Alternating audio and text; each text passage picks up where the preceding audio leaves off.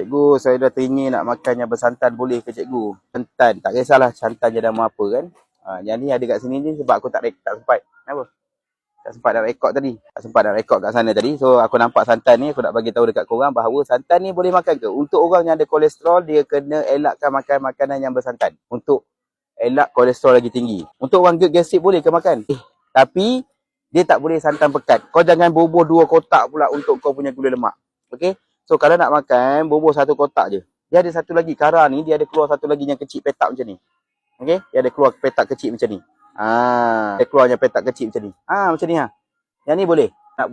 Kau nak buat gulai lemak ke, kau nak buat gulai apa ke, boleh lah. Pakai santan kecil macam ni. Okay? Yang macam ni, buat ni, dia separuh je. Dia sikit je.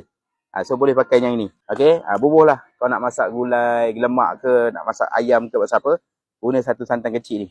Okay, tapi nisbah dia, bila kau dah masuk satu santan kecil ni, air dia pun satu tu ni juga. Okay, air dia pun satu kotak ni juga. So, tuangkan. Alright, tuangkan. InsyaAllah lah pekat sangat santan tu. Sebab bila santan tak pekat, dia akan kurangkan kau punya bloated ataupun keradangan yang berlaku dalam perut tu. Okay, boleh makan.